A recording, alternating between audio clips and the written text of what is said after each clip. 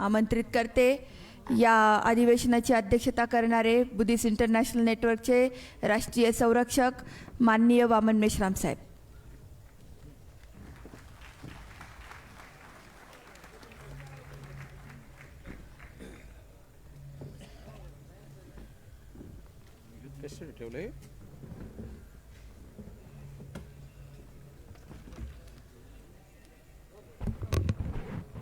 साथियों,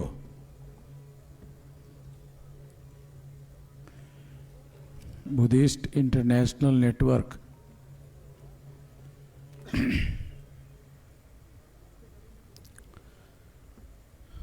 इस संगठन का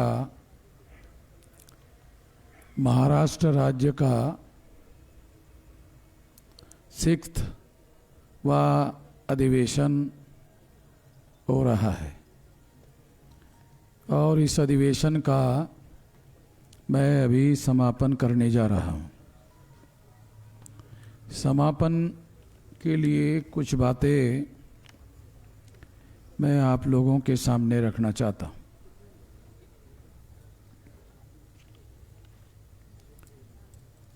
साथियों,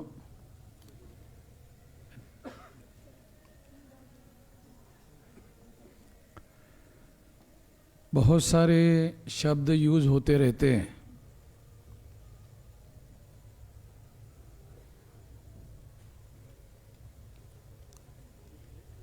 उस संबंध में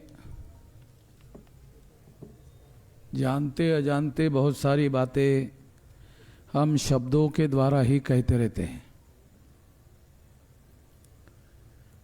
शब्दों को मिलाकर ही वाक्य बनता है और उस वाक्य के द्वारा कोई न कोई मैसेज बोलने वाला, लिखने वाला व्यक्ति देना चाहता है। इसलिए शब्द जो है अर्थपूर्ण होते हैं और इसलिए शब्दों के वास्तविक अर्थ जानना जरूरी होता है। बहुतांश लोग शब्दों के बारे में सतर्क नहीं रहते हैं। शब्दों के बारे में सतर्क रहने वाले 1% भी होंगे, ये कहना उतना उचित नहीं होगा, क्योंकि इसके लिए बौद्धिक सतर्कता होना बहुत ज़्यादा ज़रूरी है। बौद्धिक सतर्कता आउट ऑफ अंडरस्टैंडिंग ही आती है। किसी भी विषय पर आपकी अपनी जो समझ है, अंडरस्टैंडिंग है, उसके आधार पर ही आपकी समझ होती है और वो समझ चूँकि आउट ऑफ अंडरस्टैंडिंग है, इसलिए आप जानबूझकर कुछ बातें शब्दों के द्वारा अभिव्यक्त करते रहते हैं। तो उसी संदर्भ में शब्दों के अर्थ जानना ज़रूरी है। दयानंद सरस्वती के द्वारा ये कहा गया है कि हिंदू मुसलमानों की दी हुई गाली है। दयानंद सरस्वती कोई छोटी मोटी व्यक्ति नहीं है। ब्राह्मण धर्म का प्रचार करने वाले जो तमाम लोग हुए हैं आधुनिक भारत में, उसमें ये पहला व्यक्ति, बड़ा व्यक्ति ब्राह्मणों का माना जाना चाहिए, गुजराती ब्राह्मणों का। उसने ये कहा कि हिंदू मुसलमानों की दी हुई गाली है।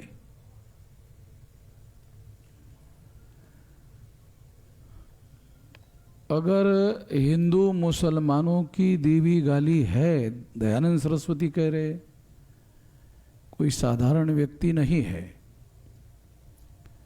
अगर दयानंद सरस्वती का कहना है हिंदू मुसलमानों के द्वारा दी हुई गाली है, इसके बावजूद भी ब्राह्मण लोग अपने धर्म को, जो खुद एक बड़े ब्राह्मण ने कहा है, उस शब्द को अपने धर्म का नाम ग्रहण करने के लिए क्यों स्वीकार किया, और उसी नाम का, उसी शब्द का प्रचार बारंबार बारंबार क्यों करते रहते हैं? ऐसा सवाल आप लोगों के मन में नहीं आया होगा, क्योंकि ये सवाल आउट ऑफ अंडरस्टैंडिंग ही आ सकता है। आउट ऑफ अंडरस्टैंडिंग के लिए बैकग्राउंड के साथ स्टडी का होना, अभ्यास का होना जरूरी है।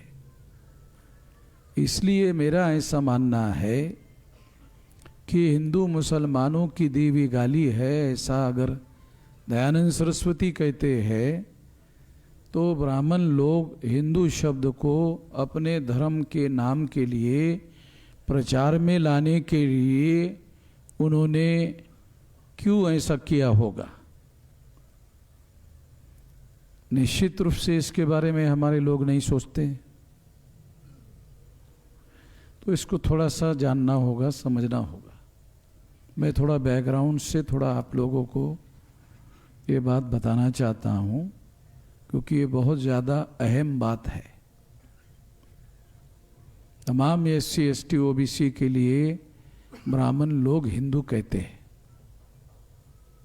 और हिंदू मुसलमानों की दी हुई गाली है, ऐसा खुद दयानंद सरस्वती ब्राह्मण कहता है। ब्राह्मण इसके बावजूद भी उस गाली को अपने धर्म के नाम पर जोड़कर प्रचार प्रसार करते हैं। उसकी बहुत बड़ी वजह है। उस वजह को समझने के लिए, जानने के लिए, अगर हम लोग हिंदू शब्द जो ब्राह्मण धर्म के लिए ब्राह्मण लोग आज उपयोग में लाते हैं, अगर थोड़ी देर के लिए चर्चा के लिए स्वीकार कर ले कि हिंदू शब्द को उन्होंने प्रचार में नहीं लाया होता, तो फिर कौन से शब्द का उनको उपयोग करना होता? हिंदू शब्द के पहले उनके धर्म का नाम क्या था? प्रचलित नाम क्या था? ज़्यादा प्रचार में नाम कौन सा था? वैदिक शब्द ज़्यादा प्रचार का नाम नहीं था, इसलिए ज़्यादा प्रचार का नाम ब्राह्मणी धर्म था। वर्ण को मानने वाला, जाति व्यवस्था को मानने वाला, अस्पृश्यता को मानने वाला, आदिवासियों को सेग्रीगेट करने वाला, महिलाओं को दास मानने वाला, ऐसे तमाम बातें कही जा सकती हैं, उसको ब्राह्मणी धर्म कहा जाता है। तो ब्राह्मणों ने ये सोचा कि यदि हम लोग इस धर्म का नाम आधुनिक समय में ब्राह्मणी धर्म ही प्रचलन में रखते हैं, तो जो बहुसंख्य समाज है वो ये कह सकता है कि जब ये ब्राह्मणी धर्म है तो ये तुम्हारा धर्म है, हमें क्या लेना देना है?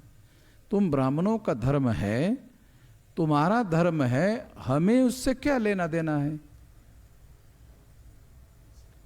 ऐसा नॉन ब्राह्मण लोग कह सकते हैं, और इससे एक बड़ी समस्या पैदा होगी।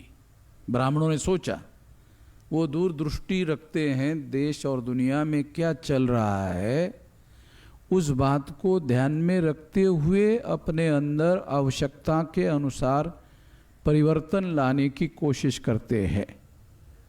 ये परिवर्तन लाने के दृष्टि से ही उन्होंने हिंदू शब्द, जिसको वो गाली मानते थे मुसलमानों की दी हुई, इसके बावजूद भी उन्होंने स्वीकार किया कि ब्राह्मणी धर्म अगर ये शब्द प्रयोग प्रचलन में रहा तो बहुसंख्यांक लोग अपने को ब्राह्मणी धर्म से अलग करेंगे, अलग मानेंगे।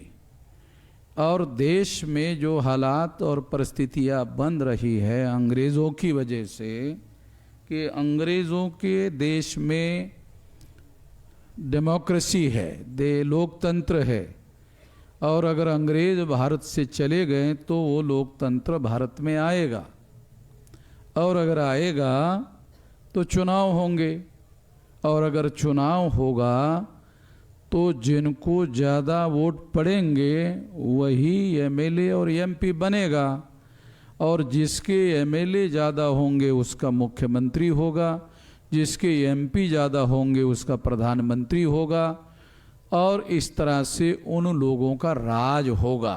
ऐसा ब्राह्मण लोगों ने सोचा। हमारे लोग ऐसा नहीं सोचते।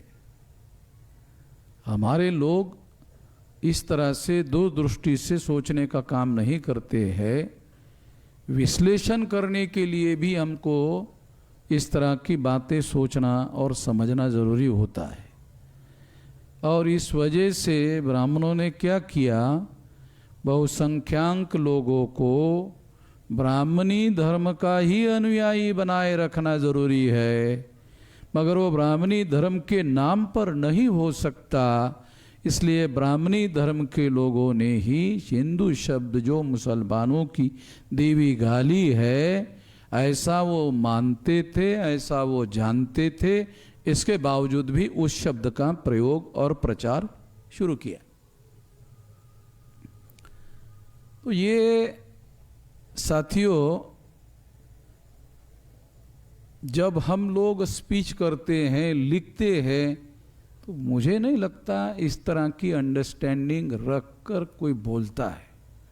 कोई लिखने वाला इस तरह की अंडरस्टैंडिंग रख कर के लिखता है। मगर जब हम लोग सारे देश के ही इतिहास को बदलने की बात कर रहे हैं, तो हमें तो निश्चित रूप से बहुत सारी बातों को बहुत गहराई से जानना होगा, समझना होगा, और उस मूल बात को लोगों के सामने लाना होगा, ताकि लोगों को जानकारी हो, ज़्यादा से ज़्यादा जानकारी हो, और उस जानकारी के अनुसार लोग अपने जीवन में बदलाव और परिवर्तन लाने का कार्य कर सके। इसके लिए लोगों को वेल इन्फॉर्म करना, लोगों को ज़्यादा से ज़्यादा जानकार बनाना बहुत ज़्यादा ज़रूरी है। दूसरी बात मैं आप लोगों को कहना चाहता हूँ, वो भी बहुत महत्वपूर्ण बात है। वो ये है कि ये जो बुद्धिस्ट इंटरनेशनल नेटवर्क नाम का संगठन बनाया गया है, तो बाबा साहब अम्बेडकर ने तो भारतीय बौद्ध महासभा नाम का संगठन बनाया था, और अगर वो पहले से वजूद में है तो फिर ये बुद्धिस्ट इंटरनेशनल नेटवर्क बनाने की क्या ज़रूरत थी। ये निश्चित रूप से सवाल फील्ड में आप लोगों के सामने आता होगा, या लोग ऐसा कहते होंगे, बोलते होंगे, तो उनके लिए ये जवाब दिया जाना ज़रूरी है कि भारतीय बौद्ध महासभा के नाम पर हम लोग काम नहीं कर सकते, क्योंकि वो किसी के कब्जे में है, और जिसके कब्जे में है वो इस काम का उपयोग, नाम का उपयोग करने के लिए अलाउ नहीं कर सकते।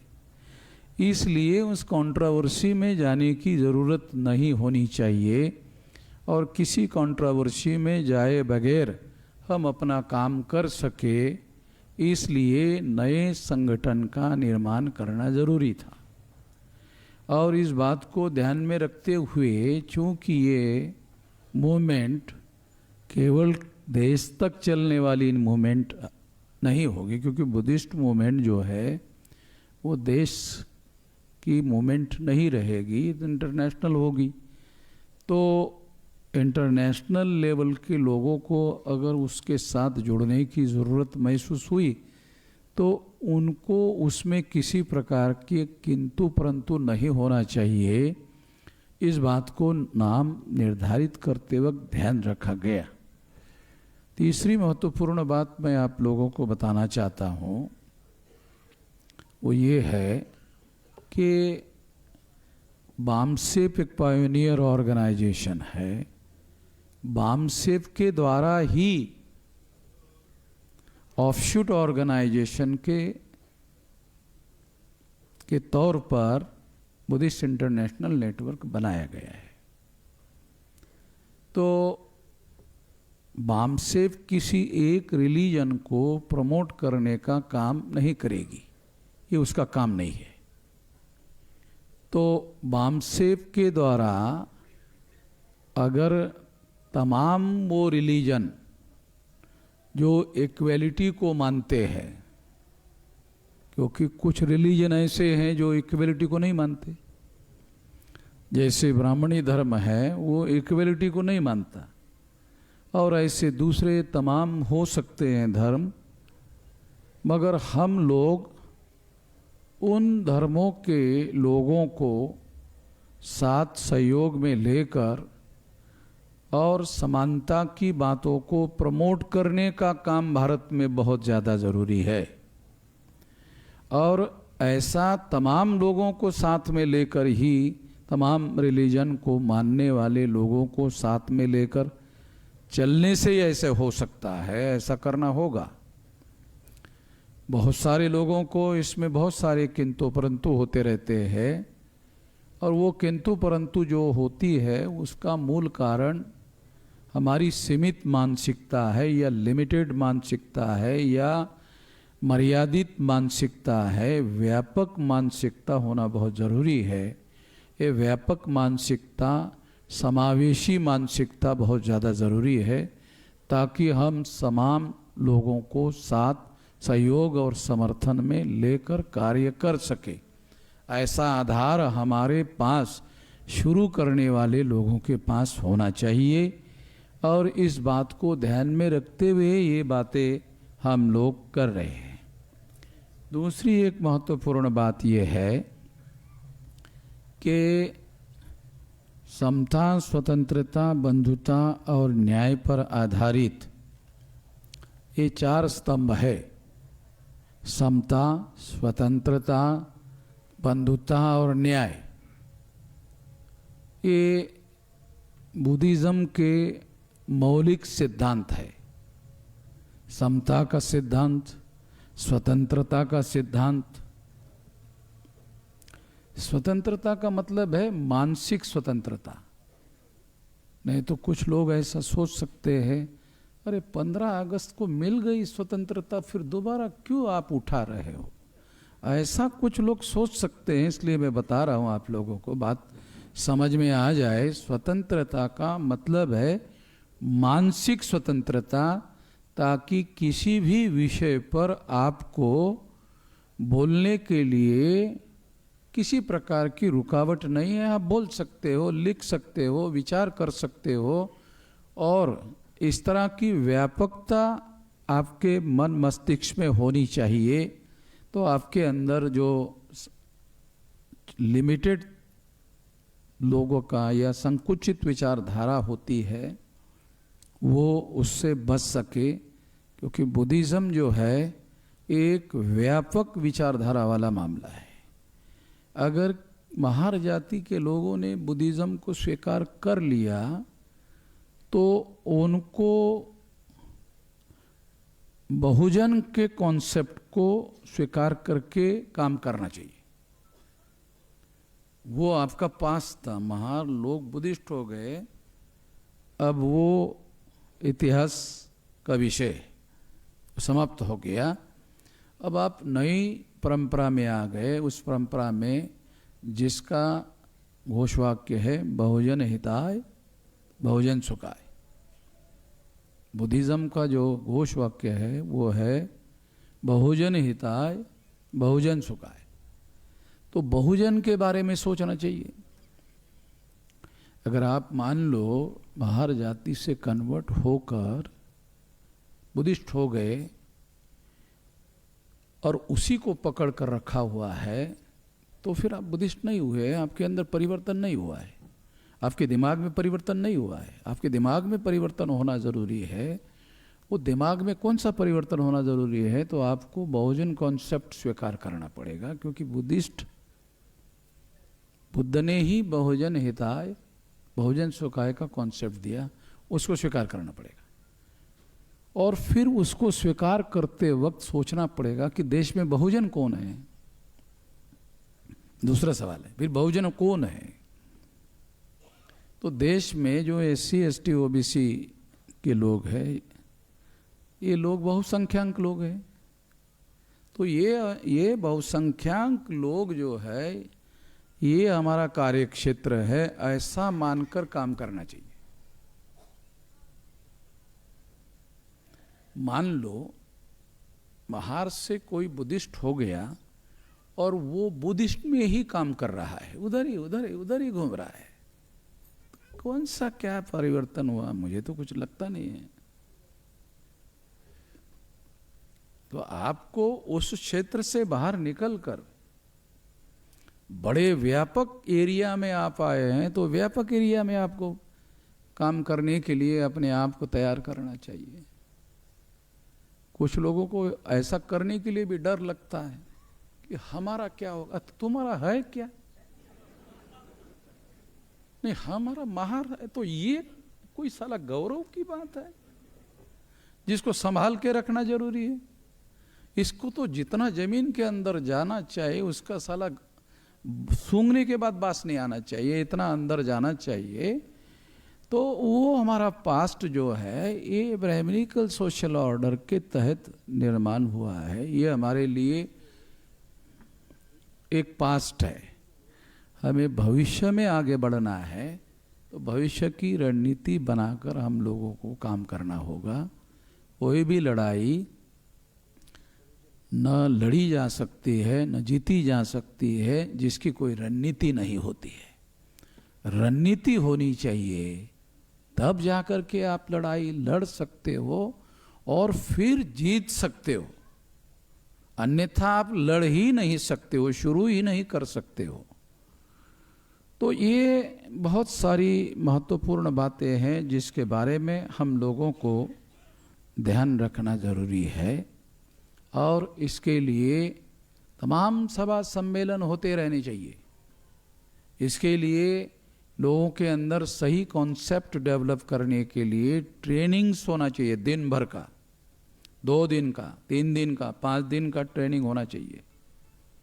अगर मान लो किसी को कार्यकर्ता बनाना है, वो प्रचारक बनना चाहता है बुद्धिस्ट नेटवर्क का, तो उसको 5 दिन का ट्रेनिंग होना चाहिए और 5 दिन का ट्रेनिंग लेकर उसको ट्रेनिंग दिया जाना चाहिए। और वो ट्रेनिंग लेकर जब वो कार्य करेगा तो जो बुद्धिस्ट मॉन्क है वो कार्यकर्ता बगैर किसी काशाय वस्त्र धारण किए बुद्धिस्ट मॉन्क के बराबर काम करने वाला होना चाहिए। ऐसा बनाया जा सकता है अगर 5 दिन का ट्रेनिंग, क्योंकि ज़्यादातर जो काशाय वस्त्र धारण किए हुए जो मॉन्क है वो केवल कपड़ा ही धारण किया हुआ है, बाकी अंदर कुछ है नहीं है कुछ।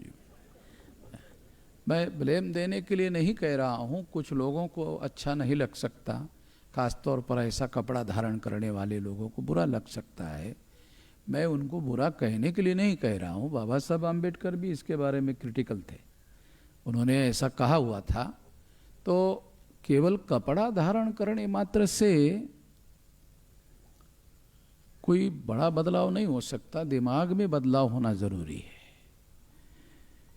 एक और महत्वपूर्ण बात इस मौके पर मैं आपको बताना चाहता हूं कि जो वर्ण के आधार पर बनी हुई व्यवस्था है, जाति के आधार पर बनी हुई व्यवस्था है, अस्पृश्यता के आधार पर बनी हुई व्यवस्था है, आदिवासियों को सेग्रीगेट करने वाली व्यवस्था है, शूद्रत्व पिछड़े वर्ग ओबीसी पर थोपने की व्यवस्था है, महिलाओं को दास बनाने की व्यवस्था है, ये चुनौती होनी चाहिए।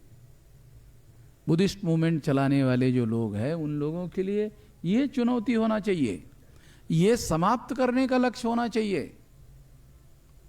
बाबा साहब आम्बेडकर ने महार नाम बदलकर बौद्ध जगह उसमें आना चाहिए, महार की जगह बौद्ध शब्द आना चाहिए, इसके लिए कन्वर्जन नहीं किया था। ये कन्वर्शन इस देश की जो वर्ण सिस्टम है, जाति व्यवस्था है, अस्पृश्यता है, आदिवासियों का सेग्रीगेशन है, महिलाओं की दासता है, शूद्रत्व पिछड़े वर्ग पर थोपा गया है, ये सब खत्म करने के लिए ये मूवमेंट शुरू किया था। वो उनके जाने के बाद इस तरह की किसी के पास सोच ही नहीं है। इस तरह की कोई सोच मैंने किसी के पास नहीं देखा। हमने किसी से सीखा हो ऐसा भी नहीं किया, हमको कम से कम सीखने को मिलना चाहिए था। क्योंकि कोई लोग ही नहीं थे ऐसा जो हमको सिखा सके या किसी और को सिखा सके, ऐसा कोई काम ही नहीं किया। तो ये काम हमने अध्ययन करने के आधार पर हमें लगा कि अरे ये काम करना था। बाबा साहब अम्बेडकर को ये डिसाइड किया था उन्होंने काम करने का, ये काम करने का लक्ष्य है, इसको समाप्त करने का लक्ष्य है। वर्ण के आधार पर बनी हुई व्यवस्था को, जाति के आधार पर बनी हुई व्यवस्था को, आदिवासियों को सेग्रीगेट करने की व्यवस्था को और महिलाओं को दास बनाने की व्यवस्था को, ओबीसी के ऊपर शूद्रत्व थोपने की व्यवस्था को खत्म करना जरूरी है। इसके लिए मूवमेंट जरूरी है। और अगर बुद्धिस्ट बनना है और बुद्धिस्ट को बनने वाले जो लोग हैं, अगर वो ये सारे समाज का होमोजेनियस ग्रुप बनाना चाहते तो खत्म करना होगा। और खत्म करने के लिए इसको मिशन मानना होगा और इसके लिए जीवन समर्पित करना होगा।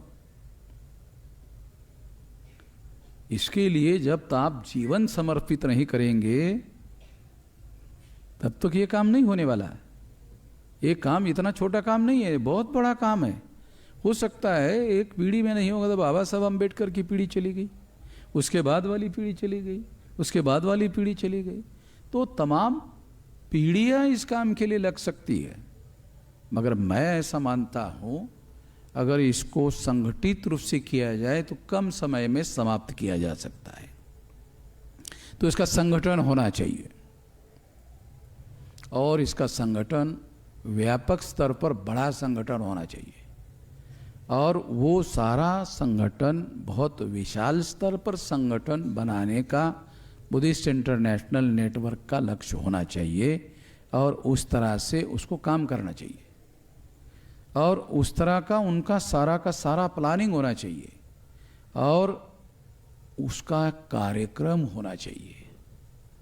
अगर आप बोलते रहोगे और उसको कार्य रूप देने के लिए आपके पास कार्यक्रम नहीं होगा तो ये निरंतर नहीं चलेगा। तो निरंतर सभा सम्मेलन लगातार होते रहने चाहिए। अगर सभा सम्मेलन निरंतर नहीं करते रहोगे, जैसे यहाँ अभी पुणे में हुआ, स्टेट लेवल का हुआ, ऐसे कार्यक्रम डिस्ट्रिक्ट लेवल पर होने चाहिए, ऐसे कार्यक्रम तहसील लेवल पर होने चाहिए। तहसील में प्रत्येक गांव का व्यक्ति उस कार्यक्रम में हाजिर रहे, इसकी व्यवस्था करनी चाहिए। जिले में भी इसी तरह का करना चाहिए और फिर स्टेट लेवल में भी ऐसे लोग तैयार किए जाने चाहिए जो इसके लिए जीवन लक्ष्य बनाकर काम कर सके। अगर इस तरीके से काम किया जाए तो समता, स्वतंत्रता, बंधुता और न्याय पर आधारित समाज और राष्ट्र का निर्माण करने का जो लक्ष्य भारत के संविधान में बाबा साहब अम्बेडकर ने रखा हुआ है वो यहीं से लिया हुआ है और देश को उस पर काम करने के लिए कहा है। मगर वास्तव में क्या हुआ, रूलिंग पार्टी ब्राह्मणों की है। अभी दिल्ली में एक ओबीसी का आदमी देश का प्रधानमंत्री है, पार्टी ब्राह्मणों की है। इसकी माइक्रो अंडरस्टैंडिंग होना चाहिए। एक ओबीसी का आदमी देश का प्रधानमंत्री है मगर वो पार्टी ब्राह्मणों की है। ब्राह्मणों ने ओबीसी का ब्राह्मण धर्म बचाने के लिए जो लोकतंत्र की वजह से खतरे में आ गया है उसको बढ़ाने के लिए, आगे बढ़ाने के लिए नरेंद्र मोदी को प्रधानमंत्री बनाया। नरेंद्र मोदी को ओबीसी के लिए नहीं बनाया।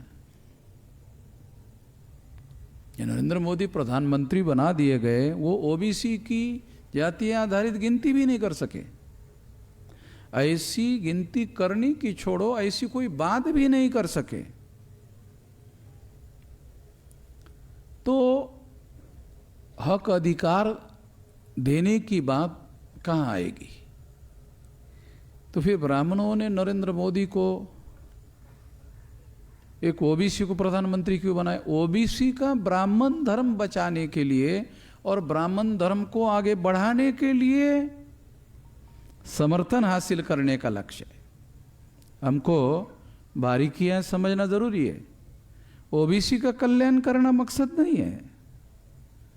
ओबीसी के अंदर जागरूकता का अभाव है और इस वजह से वो इसके शिकार हो सकते हैं, हो रहे हैं। हम लोगों को उनके अंदर जाकर जागृति करने की ज़रूरत है।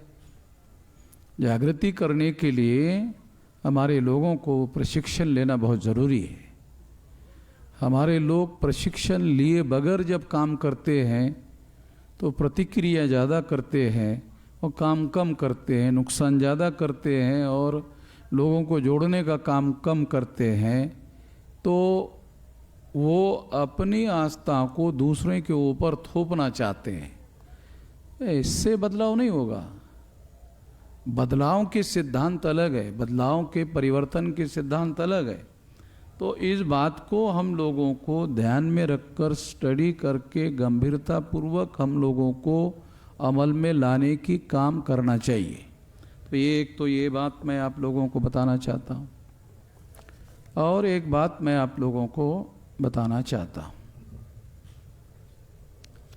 ज़्यादातर लोग जो अभी बुद्धिस्ट लोग जो है वो कर्मकांडी है। कर्मकांड करने में उनको बड़ा इंटरेस्ट है। मुझे कर्मकांड करने में, क्योंकि अगर आप मान लो कर्मकांडी बुद्धिस्ट बनते हैं तो समता, स्वतंत्रता, बंधुता और न्याय पर आधारित समाज और राष्ट्र का निर्माण करने का कार्य नहीं कर सकते।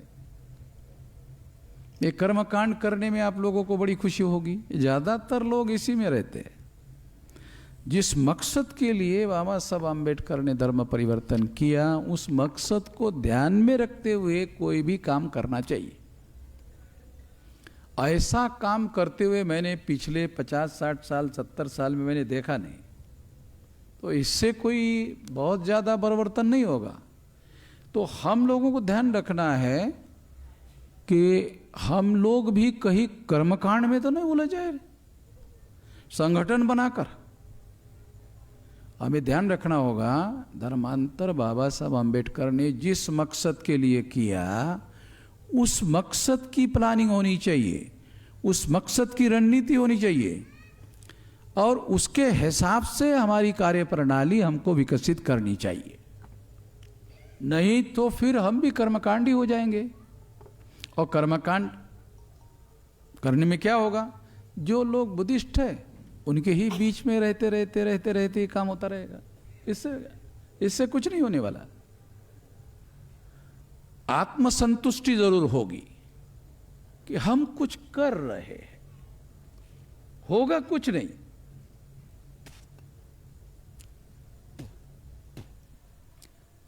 अभी देखो, मेरी उम्र 66 साल की मेरी उम्र है। तो मेरे पास लगभग 40-45 साल का संगठनात्मक अनुभव, इसके आधार पर बोल रहा हूँ। किताबी बातें नहीं बोल रहा हूँ, ये किताब में से ले लिया और बोल लिया, नहीं। हमारे सामने जो इमीडिएट फ्यूचर में जो काम हम लोगों को करना है, जो चुनौतियाँ हमारे सामने है, उस बात को ध्यान में रखते हुए काम करना होगा और उस रणनीति को बनाकर काम करना होगा। तो हम लोगों को निश्चित रूप से कर्मकांडी बुद्धिस्ट नहीं होना चाहिए। हम लोगों को परिवर्तन करने का लक्ष्य है और वो परिवर्तन वर्ण, जाति, अस्पृश्यता, आदिवासियों का सेग्रीगेशन, महिलाओं की दास्ता, शूद्रत्व, पिछड़े वर्ग पर थोपा जाना, ये चुनौती का क्षेत्र है। यहाँ काम करना जरूरी है और ये काम करने के लिए बहुत बड़ा आंदोलन खड़ा करना जरूरी है। आंदोलन के लिए बड़ा संगठन बनना जरूरी है। तो ये हम लोग समझे तो ये काम हो सकता है। महाराष्ट्र की स्थापना नाग लोगों के द्वारा हुई। महाराष्ट्र की स्थापना करने वाले लोग नाग लोग हैं और देश में बुद्धिज्म को फैलाने का श्रेय जो है देश और दुनिया में नाग लोगों को है। तो नाग लोगों को ये श्रेय है, तो नाग लोगों को ये बात जो हिस्ट्री है भारत में जिस तरह से लिखी जा रही है उसमें नाग लोगों का इतिहास लिखा जाना जरूरी है। नाग लोगों का इतिहास ही भारत का परिवर्तन का इतिहास है, बड़ा इतिहास है, जिससे प्रेरणा लेने वाला इतिहास है। जो आज के लोगों को, जो वर्ण और जाति व्यवस्था से पीड़ित लोग हैं, उनके लिए नाग लोगों का इतिहास ही प्रेरणादायी इतिहास है। उनसे सीखने वाली बातें हैं, उनसे लेकर बहुत सारी बातें हम आगे बढ़ सकते हैं और सफलता हासिल कर सकते हैं। ये बात हम लोगों को ध्यान रखना होगा। ये जो कुछ लोगों ने गणपति के रेफरेंस में कहा, तो से संबंध में भी एक बात मैं कहना चाहता हूँ। गण शब्द जो है ये ब्राह्मणिकल नहीं है। गण जो है ये बुद्धिस्ट लिटरेचर का शब्द है और बुद्धिस्ट लिटरेचर में होने के पहले भी गण जो संस्थाएं थी, ये भारत के लोगों की संस्था निर्मित करने का जो इतिहास है उसका बारीकी से अध्ययन करने के बाद आपको पता चलेगा कि गण संस्थाओं के निर्माता मूल निवासी थे। तो गणपति, तो इसका मतलब है गणपति शब्द का अर्थ होता है अध्यक्ष, प्रमुख, गण प्रमुख। गणपति शब्द का शाब्दिक अर्थ जो है वो गण प्रमुख है। अगर हम पति शब्द का अर्थ निकालते हैं तो फिर भारत के लोग बोलते हैं कि नहीं ये पति पत्नी वाला होगा। तो शब्दों के संदर्भ में अर्थ होते हैं, उसको संदर्भ में धारण करना जरूरी होता है। तो यहाँ ये पति शब्द जो है वो पति पत्नी वाला नहीं है, वो उसका बैकग्राउंड के साथ अर्थ निकाला जाना जरूरी है और उसको हम लोगों को ध्यान रख करके समझना चाहिए। अब गणपति का ब्राह्मणों ने क्या किया, जो उसका इतिहास है वो कल्चरल जो इतिहास है वो बुद्धिस्ट का है, मगर ब्राह्मण गणपति उत्सव करते हैं, उसका उन्होंने ब्राह्मणाइजेशन किया और ब्राह्मणाइजेशन होकर वो उसको वो क्या करते हैं, वर्ण व्यवस्था के, जाति व्यवस्था के समर्थन में उसका उपयोग कर रहे हैं। ब्राह्मण धर्म के समर्थन में गणपति के उत्सवों का समर्थन गणपति के नाम पर कर रहे हैं और उसका समर्थन ब्राह्मण धर्म के लिए करवा रहे हैं। ये बारीकियां जब तक आप अपने दुश्मनों की रणनीति और उसकी जो चालाकियां है उसको समझे बगैर आप अपनी काउंटर स्ट्रेटेजी नहीं प्लान कर सकते। जो अंबेडकराइट आंदोलन है उसमें स्ट्रॅटेजी कशाशी खातात माहीतच नाही। स्ट्रॅटेजी कशाशी खातात त्याचा काय अर्थ आहे, ये आंबेडकरी चळवळीमध्ये स्ट्रॅटेजी हा शब्द बाबासाहेबांच्या चळवळीमध्ये होता। बाबासाहेब आंबेडकर के आंदोलन में तो स्ट्रैटेजी थी। उसको समझने के बाद वो लोग कर सकते थे, ऐसा कुछ किया नहीं। तो फिर स्ट्रैटेजी की समझ काशीराम जी में थी, उन्होंने स्ट्रैटेजी को लाया ऑर्गेनाइजेशन में और फिर वो सफलता उन्होंने हासिल की। तो जो ट्रेडिशनल आंबेडकराइट आंदोलन है उसमें स्ट्रैटेजी कशाशी खातात काहीच माहीत नाही। हा ABCD कल्पना नाही। श्रद्धावान खूप आहेत, श्रद्धावान खूप आहेत, पण ही अशी कोरडी श्रद्धा काय कामाची, ज्याच्यात काही ओलावाच नाही। त्यातून काही साध्य होणार नाही, त्यात काय अर्थ आहे? परिवर्तनाची चळवळ म्हणून आपण स्वीकार केली पाहिजे. परिवर्तन का आंदोलन है ऐसा मानकर इसको स्वीकार करना बहुत जरूरी है.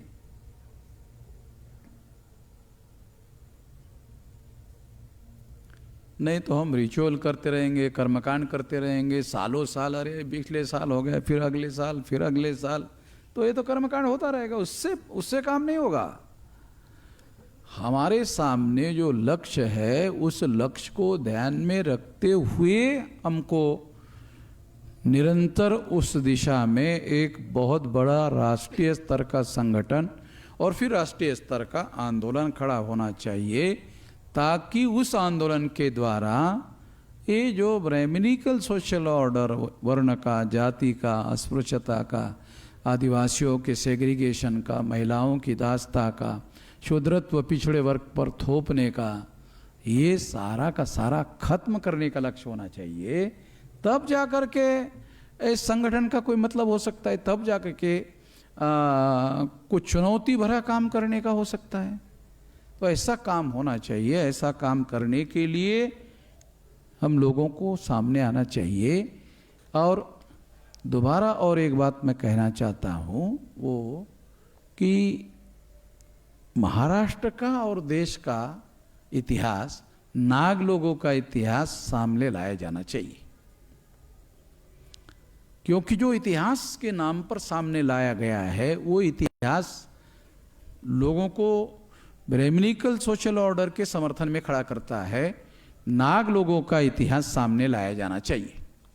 तो लोगों के पढ़ने का, समझने का, अंडरस्टैंडिंग डेवलप होने का सारा तरीका जो है बदल जाएगा. ऐसा हम लोगों को करना चाहिए. और अगर हम ऐसा करते हैं तो निश्चित रूप से मुझे ऐसा लगता है कि लोगों की मानसिकता में, लोगों की साइकी में, लोगों के विचार करने के तौर तरीके में बदलाव आएगा. तो ये काम हमको करना चाहिए. इस मौके पर बहुत सारी बातें कहने के बजाय इतना ही मैं कहना चाहता हूँ. आपने मेरी बात ध्यान से सुनी, इसके लिए आभार. धन्यवाद.